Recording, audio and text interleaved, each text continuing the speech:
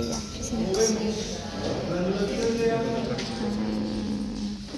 se encuentra a nivel del cuello, lleva su nombre por su relación con el cartílago tiroides de la laringe. Es una glándula muy similar que tiene el lóbulo derecho, el lóbulo izquierdo, el miocito. Entonces, esta hormona, esta glándula es encargada de producir las hormonas tiroideas, que es la tiroxina, la triiodotironina, igualmente va a producir la calcitonina. Entonces, esas son las tres hormonas que se van a producir a nivel de la glándula tiroides. ¿Cómo tenemos qué necesita la glándula tiroidea para producir las hormonas tiroideas? Necesita los alimentos ricos en yodo. Bueno, pues ahí tenemos todos los alimentos ricos en yodo. Aparte, el yodo llega igualmente por el agua, igualmente llega por la sal de mesa. La sal de mesa, como ustedes saben, es el cloruro de sodio. Y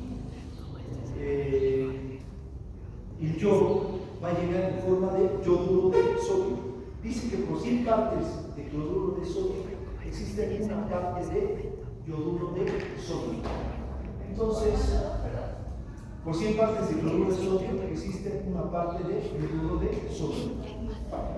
Entonces, todo depende de la alimentación.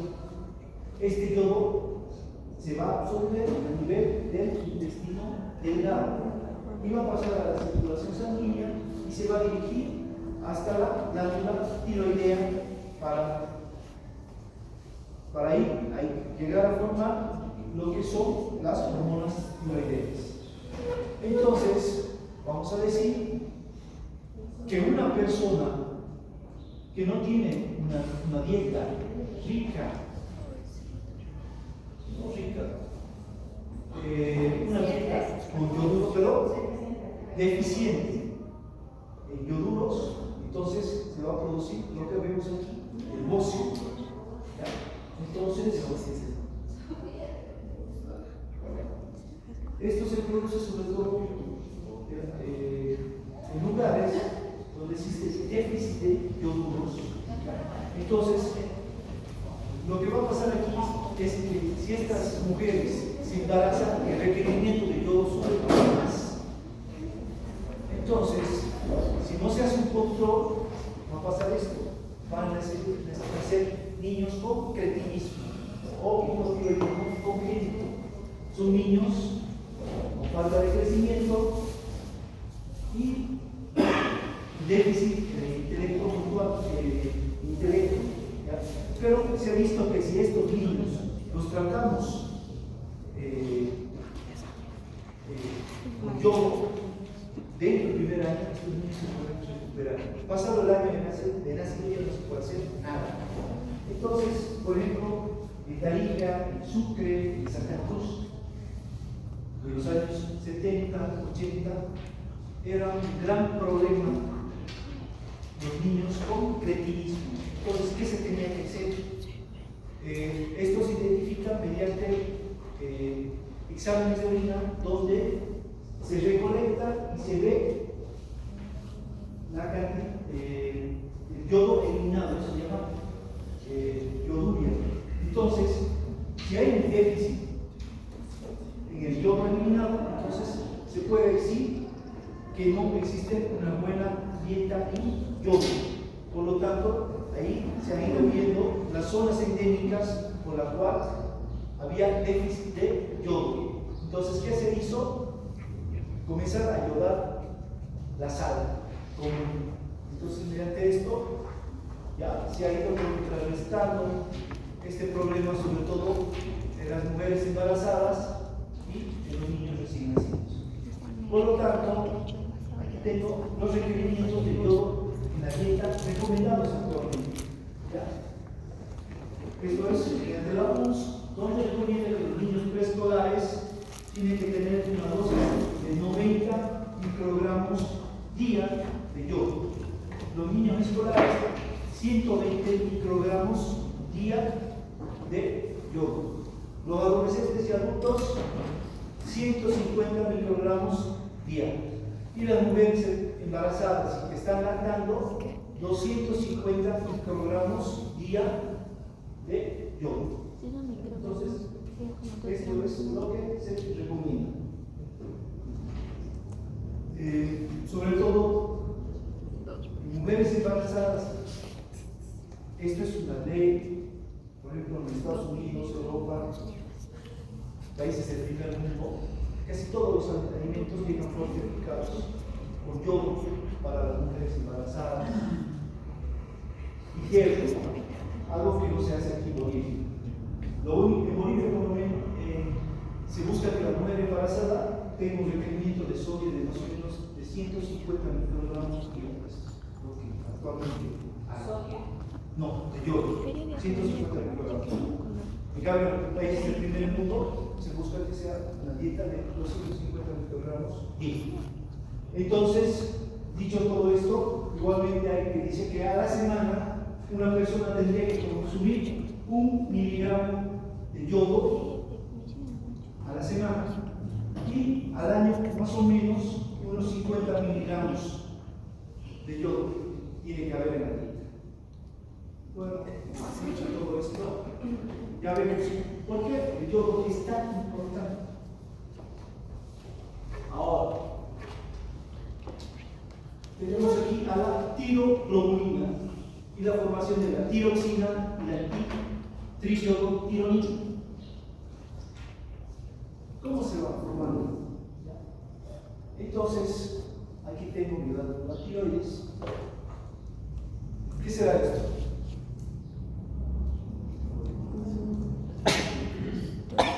Es un folículo tiroideo. Entonces, dice que para la formación del yodo, perdón, de las hormonas tiroideas, existen 3 folículos tiroideos a nivel de la glándula tiroides. ¿Ya?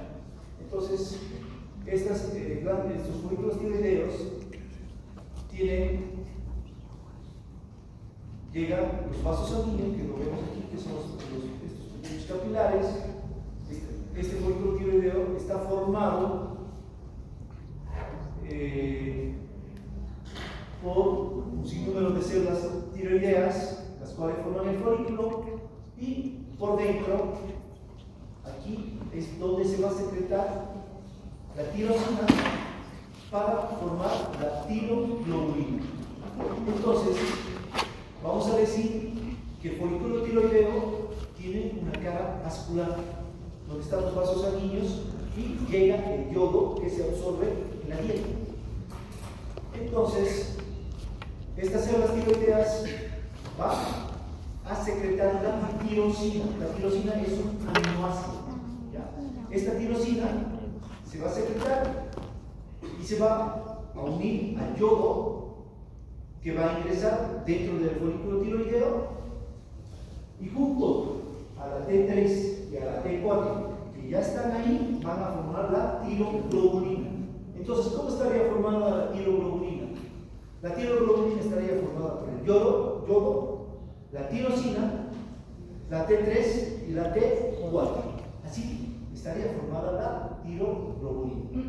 Entonces, estos son los 6 pasos de cómo se va a formar las hormonas tiroideas. Primero tenemos la captación de los glúcidos, luego se produce la oxidación, la fijación de yodo sobre las tirosinas, la condensación de tirosinas a tironinas, la hidrólisis del complejo tiroglobulinas-tironinas y por último la liberación de las hormonas. Entonces, estos son los 6 pasos importantes por los cuales se van a llevar a cabo para que se forme tanto la triiodotironina como la tiroxina. Si revisan en su libro de Guyton, creo que no está todo esto, así como está aquí. Entonces, vamos a ver cómo se produce esto. Entonces, aquí tengo mi cara vascular, donde están los vasos. Aquí está mi cara apical, o sea, dentro del folículo. Entonces, ¿cómo se va a formar? Primero se tiene que producir la captación de los yoduros. Entonces llega el yodo por los capilares y tiene que ingresar, pasar dentro del folículo. Pero en el folículo ya existen ioduros, existe mayor concentración de ioduros dentro del folículo que fuera del folículo. Entonces, aquí necesita de la bomba de ioduros. Mediante la bomba de ioduros que necesita antepasa, entonces el yodo va a ingresar dentro del folículo tiroideo. A esto llamamos captación de ioduros, gracias a la bomba de ioduros que utiliza antepasa.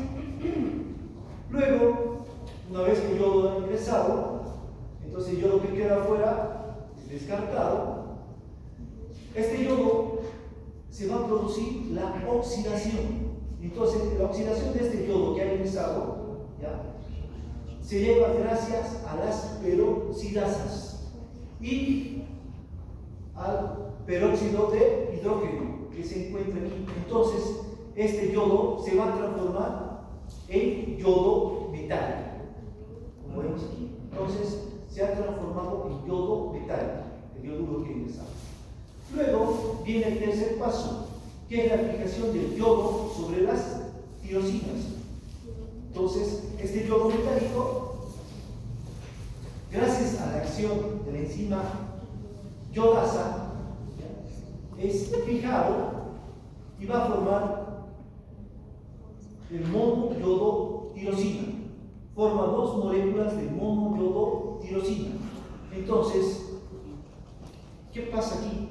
La tirosina es un aminoácido que es producido por las células foliculares del folículo tiroideo. No quiero que confundan. La tirosina, que es con S, ¿ya?, es el aminoácido. La tiroxina, que es con X, es la T4. ¿Ya? Entonces, la tirosina, que es producida por las células tiroideas, gracias a la acción de la yodasa, se combina con el yodo metálico. Entonces me va a formar el monoyodotirosina. Forma dos moléculas de monoyodotirosina. Igualmente se van a formar dos moléculas de diyodotirosina, como vemos aquí. Entonces, ya tenemos la tercera etapa. Luego, ¿qué pasa? Se produce la condensación de tirosinas en tironinas. Entonces, ¿aquí qué pasa? Como vemos, se combinan dos monoyodotirosinas y van a formar, ¿qué forma quieres? La diyodotirosina. Igualmente se combina un monoyodotirosina con otro diyodotirosina y va a formar la T3'. Igualmente se combina el monoyodotirosina con otro diyodotirosina y me va a formar la triyodotirosina. Y por último, se combinan dos yodotirosinas y me va a formar la T4, que es la tirosina. ¿Ya? Entonces, aquí, como vemos, se ha formado la sustancia coloide. Entonces, ¿la sustancia coloide qué es? Es la tiroglobulina. Entonces, ¿cómo estaría formada la tiroglobulina? Está formada por la triyodotironina, la tiroxina, yodo y la tirosina, que es un aminoácido. Esas cuatro van a formar la tiroglobulina, que es la sustancia coloide que está dentro del folículo tiroideo. Disculpe, ¿de qué formaba la sustancia coloide? La sustancia coloide está formada por la tiroglobulina. Entonces, luego se va a producir la hidrólisis del complejo tiroglobulina-tironinas.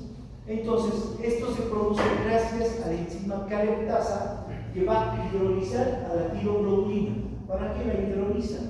O sea, para que se separe la T3 y la T4 y sea llevada a la circulación sanguínea y se produzca su función. Entonces, luego se produce la liberación de estas hormonas T3 y T4 a la circulación sanguínea. La T3 se libera más o menos 80 microgramos y la T4 unos 6 microgramos que se dirigen hacia las células. Entonces, este es todo el proceso por el cual se va a formar la tiroxina, que es la T4, y la triiodotironina para su liberación a la circulación sanguínea. Entonces ya hemos descrito los 6 pasos, o 6 etapas. ¿Ya? ¿Hay alguna duda? Está fácil. Entonces, una vez que salen a la circulación sanguínea, al plasma, estas van a ser transportadas, primeramente son transportadas por las globulinas. Estas globulinas tienen más, captan mayor cantidad de T4 que T3, o sea que la T4 tiene ventaja sobre la T3. Entonces las globulinas captan mayor concentración de T4. Igualmente la prealbúmina va a captar, se fija más a la T4 que a la T3, pero en menor concentración que las globulinas. Y por último la albúmina, que es la proteína más que se encuentra en mayor concentración en el plasma, capta algo de T4 y de T3. Entonces estas tres son las involucradas en transportar a la T3 y T4 por el plasma. Ahora, la liberación de las hormonas tiroideas en las células. Una vez que son transportadas por el plasma sanguíneo, la T3 y T4, entonces, dice que la mitad de la T4 es liberada cada 6 días y la mitad de la T3 es liberada cada día. Por lo tanto, podemos decir que la T4 tiene un tiempo de acción más prolongado que la T3. Entonces, lo que pasa es que hay un periodo de latencia. Como vemos aquí, la T4 hasta el tercer día no tiene ningún efecto. Si yo agarro a una persona y le coloco una dosis de T4, hasta el tercer día no hace ningún efecto. Su efecto recién se percibe a partir del cuarto día. ¿Ya? Entonces recién comienza a producirse el efecto de esta hormona. En el día 12 tiene su efecto máximo, llega a su pico máximo. Y sus efectos van a permanecer durante 6 semanas a 12 meses. ¿Ya? Entonces ese efecto, no, perdón, aquí estaba, son 2 meses, no son 12 meses. Vamos a estar un año.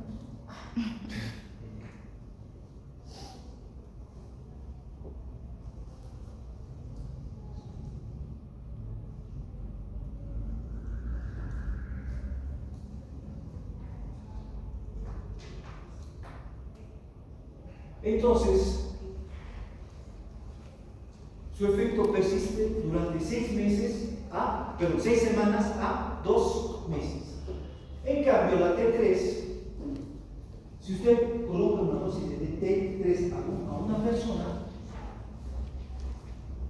su efecto recién se va a producir a las 6 a 12 horas. Recién comienza el efecto de esta T3. Y su efecto máximo es en el día 2, ¿ya? Y 3. Y después desaparece rápidamente. Entonces, si yo pregunto, ¿cuál es el tiempo o periodo de latencia de la T4? ¿Cuánto sería? ¿Qué es el periodo de latencia? Primero. Para el año, cuando llegue el farmacología, vamos a hablar mucho del periodo de latencia. Es el tiempo que tarda en hacer efecto algún medicamento. Entonces, la T4, su periodo de latencia es a partir del cuarto día. Y su efecto máximo 12 días. Es en el día 12. ¿Y cuánto persiste? De 6 semanas a 2 meses. ¿Por qué creen que es esto? Tiene su explicación. Porque recién a partir del cuarto día. Dice que existe una proteína fijadora que está dentro de las células. Entonces, esa proteína fijadora se fija a la T4 y recién se libera a partir del cuarto día. O sea, se podría decir que se separa de esa proteína fijadora a partir del cuarto día. Es por eso que recién comienza su efecto en el cuarto día. En cambio, esta T3, cuando entra dentro de las células, no tiene proteína fijadora. Es por eso que su efecto comienza a las 6 y 12 horas. ¿Ya?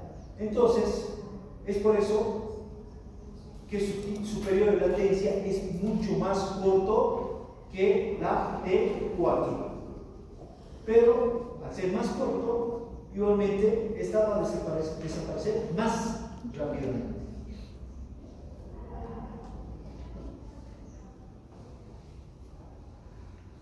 Ahora, ¿cuáles son las funciones tiroideas? Entonces, ya hemos visto cómo se forma la hormona tiroidea, tanto la T3 como la T4, llega a la circulación sanguínea, es transportada por las proteínas del plasma, que son las globulinas, prealbúmina y albúmina. ¿Cuánto tardan en hacer efecto la T4 y la T3? Ah, una cosa más.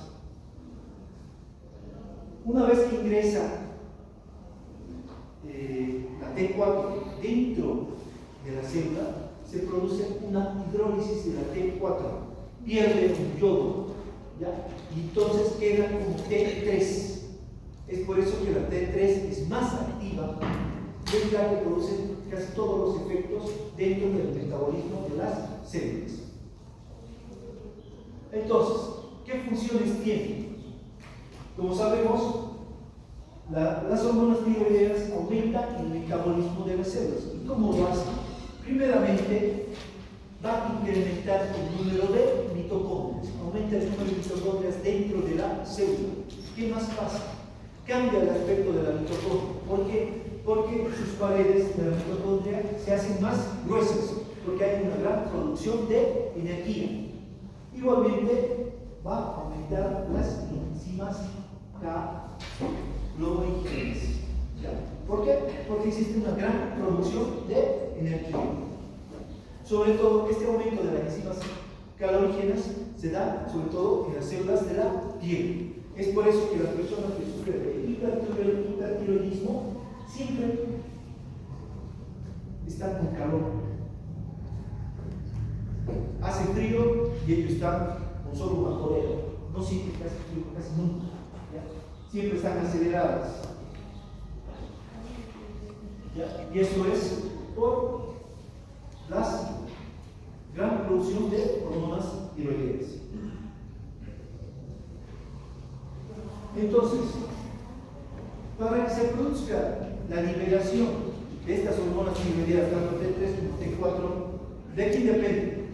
Del estímulo de quién. ¿Quién maneja? El eje. ¿Desde dónde viene el estímulo? Antes de la hipótesis. Hipotálamo. El hipotálamo, ¿qué tiene que liberar? ¿Cómo se llama esa hormona?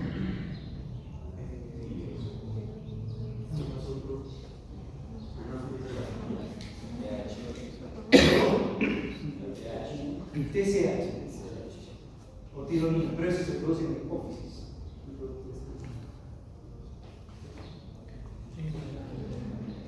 En el hipotálamo, ¿qué se produce? ¿Qué se produce en el hipotálamo? Eso hemos visto ya desde lunes. ¿Qué se produce, Camila? ¿Sí?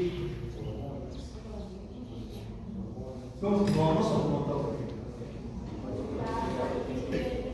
La hormona liberadora de tirotropina. ¿Sí? La hormona liberadora de tirotropina. ¿Dónde se libera ¿Directamente en la hipófisis? No. ¿Dónde se libera? ¿Dónde? ¿Cómo llega a la hipófisis?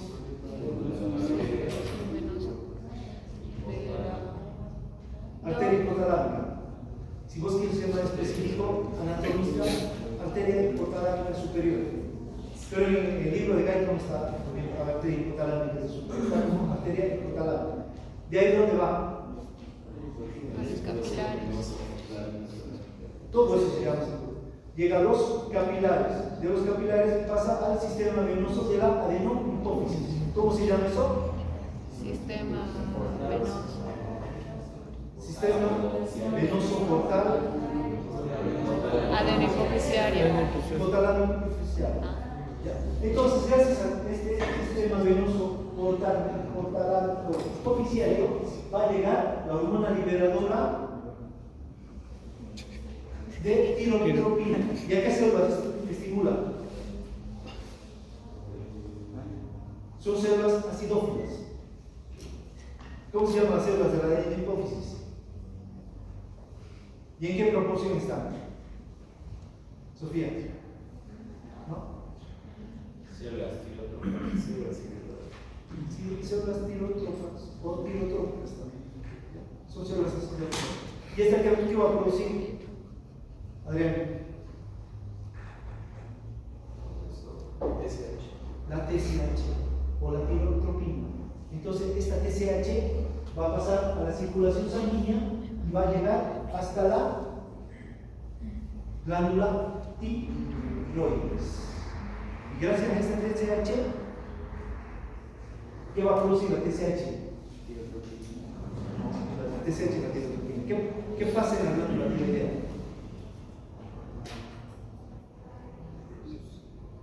Va a producir la hidrólisis de la tiroglobulina, que es la proteína. ¿De qué está formada la tiroglobulina?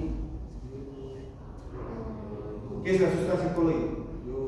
Yodo, C3, T4 y aminoácidos. ¿Cómo se llama aminoácidos? Tirosina. La tirosina que es secretada por las células tiroides que forman el folículo tiroideo. Entonces, esta TSH que llega a la glándula tiroides va a estimular a la enzima calentasa para que se produzca la hidrólisis de la tiroglobulina y se libere la D3 y la T4 a la circulación sanguínea. Entonces, todo este ciclo para que se fecunde las hormonas tiroides.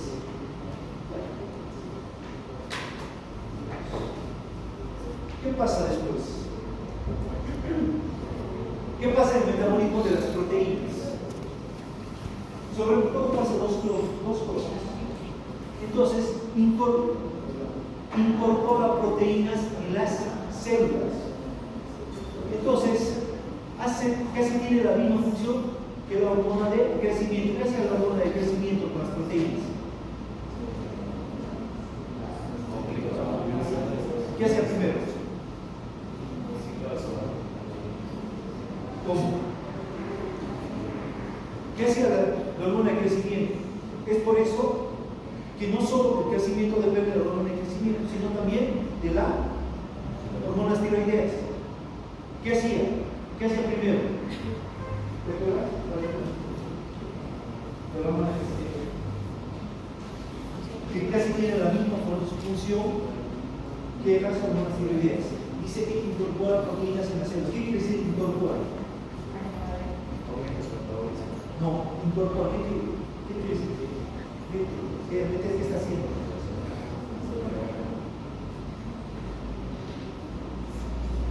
Almacena proteínas. Entonces, estas proteínas primero se tienen que hidrolizar en aminoácidos. Los aminoácidos entran dentro de las células y estos aminoácidos hacen que haga una transcripción del DNA al RNA ribosómico, sale hacia los ribosomas y produce síntesis de proteínas. Entonces va a haber mayor producción de proteínas por parte de las células. Entonces, mediante esto hay una mayor producción de se produce el crecimiento de los tejidos, sobre todo a nivel de los resultados. Igualmente, a nivel, dice que el tejido muscular tiene una actividad catabólica, favoreciendo la gluconeogénesis. Entonces, ¿qué está produciendo aquí? Si tiene una actividad catabólica.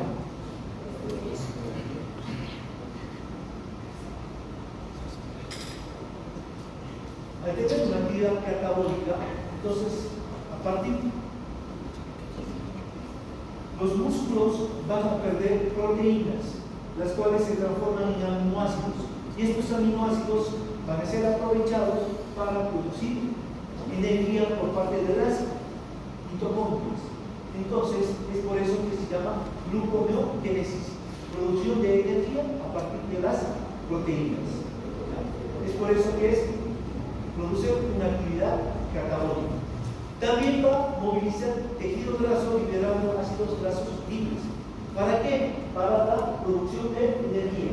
Entonces, los triglicéridos que están a nivel de las células adiposas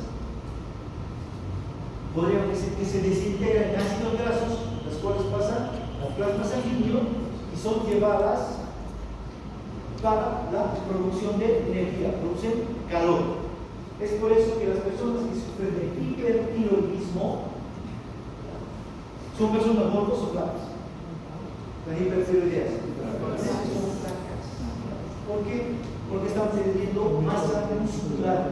Esta masa muscular, ¿por qué? Porque la actividad catabólica que está aumentada hace que las proteínas musculares se transformen en aminoácidos para la producción de energía. Y esta persona está siempre acelerada, es inquieta, nunca puede estar aparte, siempre tiene que estar en actividad. Hipertiroidismo. ¿Qué pasa también? Moviliza gran cantidad de tejido graso. Los triglicéridos se transforman en ácidos grasos para la producción de energía. Entonces, estas personas es por eso que están activas todo el tiempo. Por lo tanto, la cantidad de triglicéridos y colesterol en la sangre están disminuidos. En cambio, las personas hipotiroideas tienen menor producción de energía mediante la gluconeogénesis. Estas personas siempre podríamos decir que están cansadas, les falta energía, y aparte, como no movilizan el tejido graso, los triglicéridos están aumentados en estas personas. Es por eso que pueden tener tendencia a la aterosclerosis. ¿Qué es la aterosclerosis? Algo. No es que la aterosclerosis.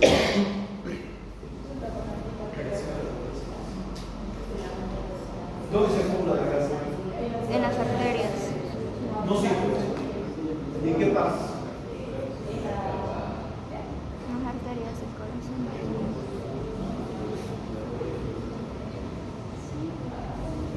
¿Dónde se acumula el tejido graso en la aterosclerosis? Los triglicéridos. ¿En qué pasa? ¿En el endotelio? No. ¿Cómo?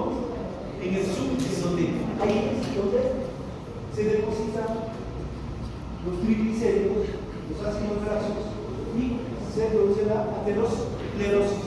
Por lo tanto, la luz del vaso va a estar disminuida. ¿Qué me va a producir? Hipertensión. Entonces, aquí me da la explicación tanto de una persona hipertiroidea como hipotiroidea. Ahora, el metabolismo de los carbohidratos. Como saben ustedes, los carbohidratos se van a absorber sobre todo a nivel del intestino delgado. El 55% de los carbohidratos se absorben a nivel del intestino delgado, igualmente se van a absorber a nivel del estómago y de la boca. Estos carbohidratos que pasan al plasma sanguíneo, ¿ya?, son llevados luego a nivel del hígado, donde se almacenan como glucógeno hepático, a nivel de los músculos, que se almacenan como glucógeno muscular, igualmente, como dijimos, a nivel del tejido graso. Pero ¿qué hacen las hormonas tiroideas con la glucosa? Primeramente van a producir glucólisis. ¿Qué es la glucólisis?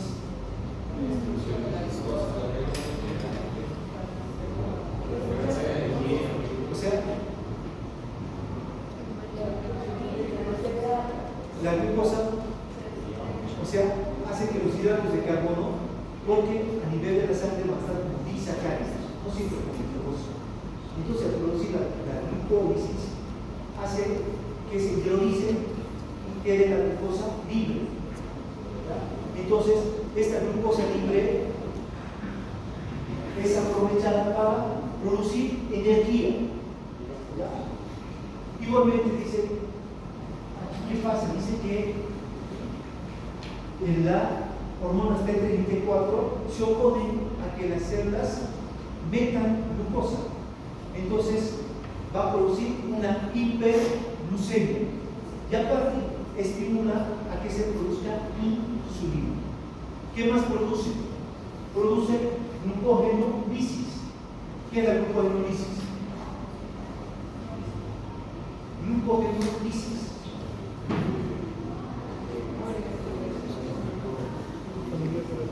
¿Dónde se almacena el glucógeno?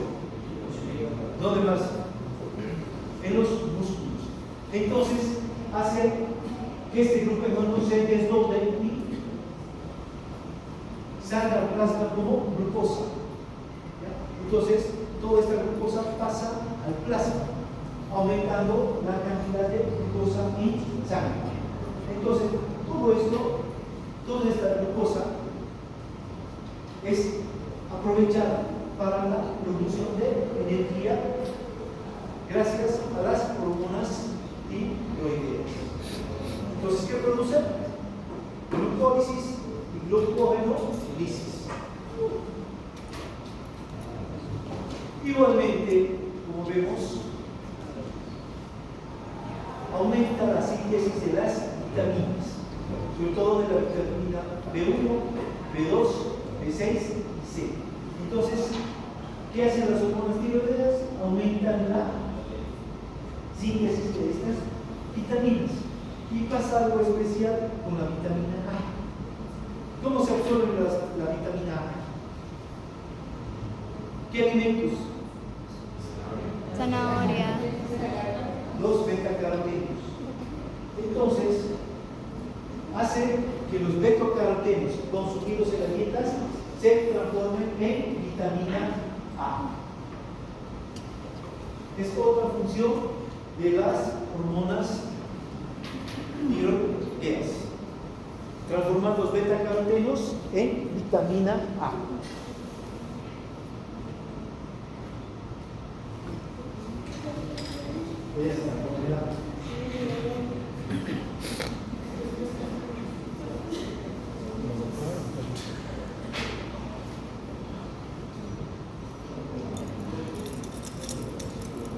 Y algo muy importante, aquí nos explica qué pasa a nivel del sistema nervioso central. Es por eso que las hormonas tiroideas son muy importantes, sobre todo en la vida fetal y embrionaria. Entonces, estas hormonas tiroideas, cuando el aporte de ioduros es bueno en la madre embarazada, produce la mielinización del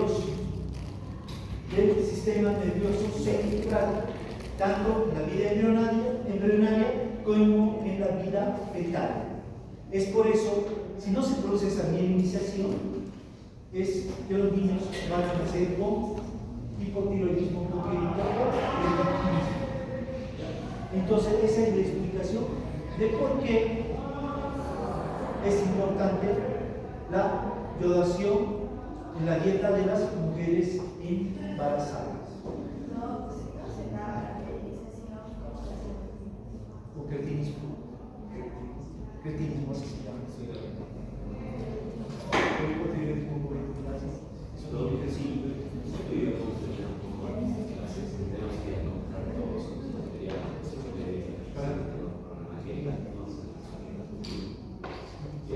¿A qué te refieres?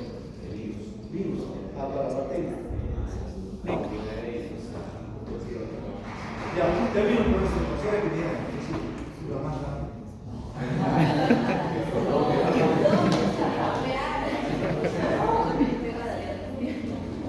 Entonces, ¿qué pasa con las personas adultas? Por ejemplo, dice que las personas adultas que tienen una dieta pobre en yodo, y sé una dieta pobre en yodo, disminuye entonces la producción de las hormonas tiroideas. Ya saben por qué. Porque sí necesitan yodo. Entonces, dice que pierden intelecto, pierden concentración. ¿Por qué? Porque afecta al sistema reticular ascendente. Entonces, ¿cómo se puede tratar esto? Dando yodo en la dieta. Entonces, estas personas pierden concentración e intelecto para desarrollar sus funciones. ¿Qué más pasa? Estas personas que tienen, por ejemplo, una dieta pobre en yodos y se produce un hipotiroidismo, pero un hipertiroidismo, son personas irritables. De cualquier cosa reaccionan. ¿Ya? Entonces, ¿por qué se da esto? Por la mielinización que hay a nivel del sistema nervioso central. O sea, los impulsos nerviosos viajan más rápidamente en las personas tiroideas. Es por eso, igualmente, haber gran cantidad de energía por la alteración del metabolismo de los carbohidratos, de las proteínas y los lípidos, entonces estas personas siempre están activas, tienen una masa muscular disminuida y por lo tanto necesitan pocas horas de sueño para recuperarse. En cambio, las personas hipotiroideas que existe una mielinización menor, por lo tanto los impulsos nerviosos van a viajar lentamente y estas personas siempre tienen tendencia al cansancio, los impulsos nerviosos viajan más lentamente. Igualmente, al haber menor concentración de glucosa para la producción de energía, siempre para cansadas. Aparte, esto afecta igualmente el ciclo menstrual de las mujeres. Las mujeres con hipotiroidismo tienden a la amenorrea o oligomenorrea. ¿Qué es la amenorrea? ¿Qué? Amenorrea. ¿Perdón? No existe ciclo menstrual. La mujer no menstrua. O se produce una oligomenorrea. O sea que menstrua cada 45, 65 días. ¿Qué? La que sube el peso son las hipotiroideas. En cambio, las hipertiroideas, las mujeres hipertiroideas tienen ciclos menstruales muy cortos. Creo que menstruan cada 15, 20 días están menstruando. Entonces, quedaremos aquí. Ya, continuamos con las hormonas tiroideas de la próxima clase. Mañana nos vemos en la práctica. Lo mismo.